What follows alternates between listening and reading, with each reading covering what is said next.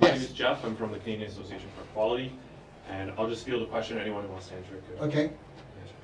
The social problems that we're dealing with right now, what do you think is the primary element in the overall sustaining the problems? Would it be hatred and emotions, or say mechanical policies and institutions, or more on the just misinformation and ideology? Well, there's a lot, and maybe each one of them has some validity. I think for the general public, it's lack of information and misinformation. I think there is a domestic violence lobby, both in America and England and Canada, that have a vested interest in keeping things exactly the way they are for both their careers and for funding and for expansion of their territory. So I think those play critical parts of it. And you know, it may start with radical feminism, but I don't think that the majority of women are radical feminists. I think that there's a few women in position, apparently in positions of power in Canada, in the legislature and in judgeships, that have a ideological view that make it very hard to change. So that's what I take away from what I've learned. I think he's right, and I think, and this is what we were discussing, it's probably historical, even have to have a conference like this, where we are simply pointing out that originally the whole concept of men and women and children, I always understood that the basis of all civilization is the family, because this is the microcosm for children to actually learn how to live in the macrocosm, which eventually will be our societies. But as far as I'm concerned, from 1971 and even before, the radical feminist movement had decided, along with the Marxist movements, which after all have failed in 2 other major countries, that the family is a dangerous place for women and children, and men have to be disenfranchised. And what I see over the 40 years is the total men, in a sense, have been put with their backs up against the wall with no place to go, and have been systematically not only losing their children, their home, their family, but their human rights. All men are now branded as potential rapists and batterers, and it's a very small group of people who can see what's going on. But what frightens me is, why has there been no government that I can see at the top of the governmental tree where people have said, yes, this is going on. We are destroying the fabric of our society. And that's my concern, and my ongoing concern. This is quite a large issue, as you know. But if I were asked really what has to be done, I still have to come back to the fact that at the end of the day, power rests in each and every single individual. And that comes together in a collectivity. But I am of the impression that many Canadians and many people in this country are no longer in touch with the knowledge of governance and how governments actually work and how systems actually work. This is partially because successive governments have been robbing people of the language of the system. And it's also to do with the fact that there have been so many rapid changes in the lexicon that the old language that people might have known is no longer familiar. Like I said today, the changing of a position of an office holder from the official guardian to the children's lawyer.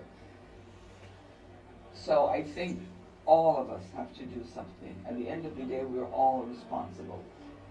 I have always believed that the relations between men and women, or relationships between intimate partners, is not a really great forum for competitive, competing ideological concepts. You know, a human relationship between a man and woman is a difficult thing, because all human relations are. So, yes, many of us are working on it. It would be better if more were working on it. But at some point in time, we have to start instructing ourselves in the language and the workings of governance, because much less bad legislation would pass if people had more understanding of what really was going on in it. And remember, the contemporary thing is always to articulate everything as equality. So this language has been kicked around as we have seen what I would consider to be pillars of life, as I've seen them being eroded and struck down. So I just say to you that at the end of the day, men and women are equally capable of doing bad things. You know, they are equally capable of doing good things. Vice and virtue are not women's, vice and evil are not men's, and virtue and good things are not women's. These are human characteristics. So the sooner we begin to take a view of human beings as roughly equal, roughly the same, they feel, they love, they hurt in roughly the same way, then once we begin to get hold of that, we can inch forward, I think. One idea that I'm entertaining is that you can make a lot of changes with a very simple idea. And I think a lot of this is based around a very simple idea. That being that there's two collectives, men and women, and that they have opposing interests. This happens all the time in history. You have opposing tribes, opposing gangs. People form collectives where they have a collective interest to their loyalty to their group. And I think anyone who takes a step back and looks at it will agree that that can't work with men and women. But they need to first realize that they've adopted that idea in the first place. But what do you think about just spreading that message, or trying to attack the idea directly as a tool for social change? But I think the difficulty is, I think underlying the whole of the radical feminist ideology in the beginning, when I was there in 1971, was that this was a movement, the radical feminist movement, and it was so radical, the majority of women left. I can promise you that. They don't hold up with this. But the problem is, one of the things that makes it difficult is that underlying all this is that women shouldn't be having relationships with men, because men are dangerous and they're rapists, they're going to destroy you and they're going to destroy the children. So it's very difficult, because the actual truth at the end of the day, the radical feminists want a worldwide women's movement that only relate to women and will actually get rid of men as a whole concept. That's a very radical idea, but behind all this is why they have no interest in making peace. They don't want to come to the table. They're such a small They're percentage. powerful. They may be small powerful, but number. they're really small Small percentage. numbers. Yes, but they're ministers and they're judges and they're in positions, and then the media, they're in positions of power. Only takes a few people to make a revolution. Right. Lenin? I mean, that's how it happened in the Soviet Union. But, Yeah, right. Yeah. But I But think- I'm thinking of my students who are, and again, since things have changed pretty radically, people are coming out as gay and lesbian quite openly. And I've At very known- youthful ages.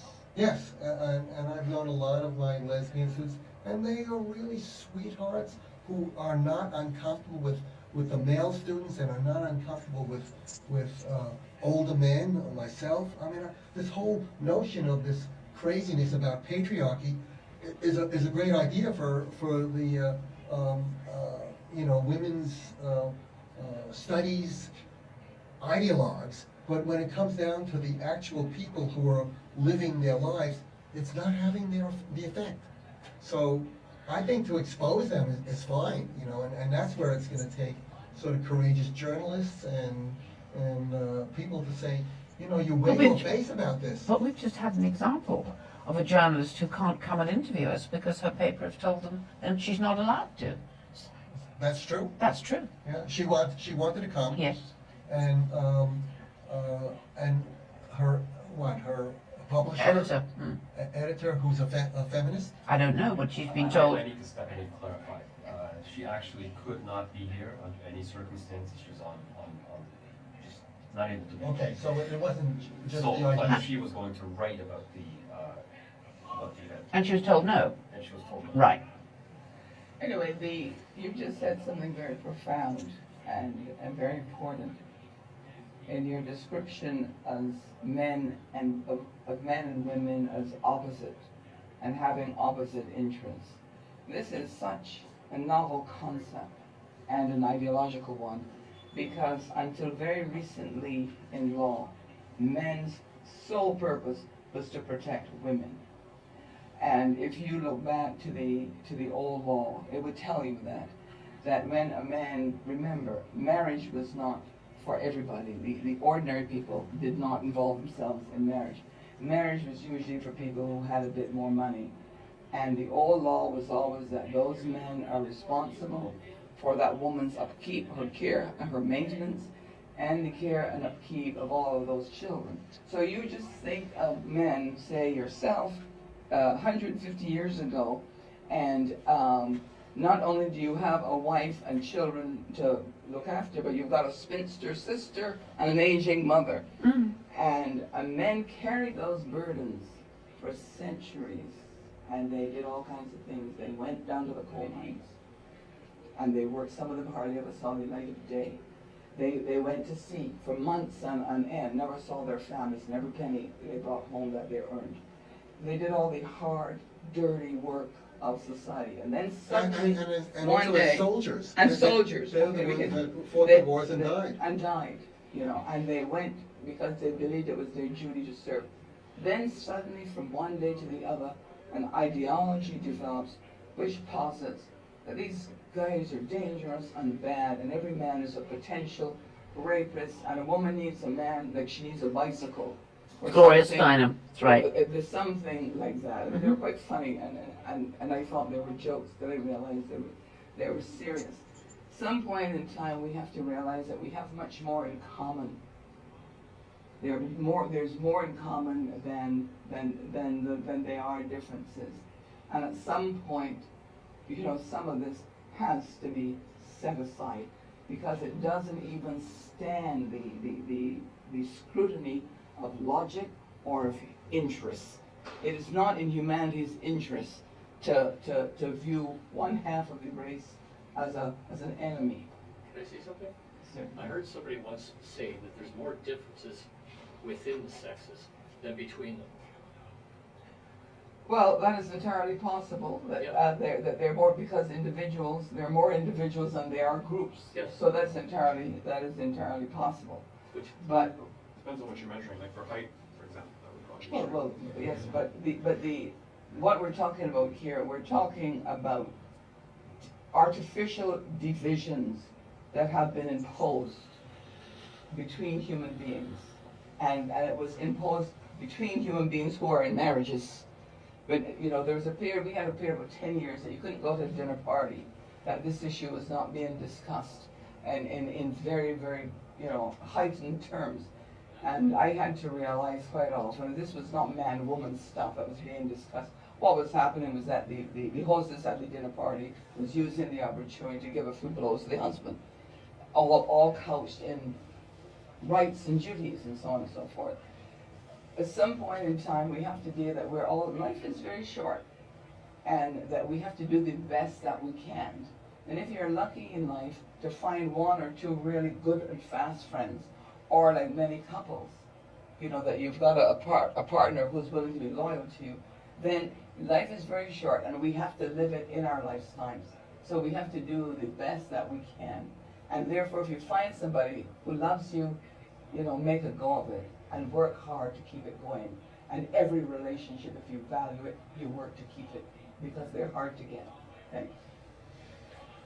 I think I've got Okay. more questions. All right. My grandfather, my father's father, made a comment. He said that at the end of your life, if you can count 5 friends? your true friends on one hand, You've got a lot. you've done well. Thank you so Remember much. Charles Ewley of War Babies? Remember we talked about that last night? What you're looking for, what you're looking for when you're old, when you're young, you're looking for a mate to spend your life with. But when you're old, you're looking for somebody who loved you when you were young, so that they loved you for a long time. And I guess at the end of this, you come right back to the beginning. What is the purpose of life? And all of this nonsense has wreaked so much havoc and created so much tragedy that I don't even understand how some people could even take it seriously.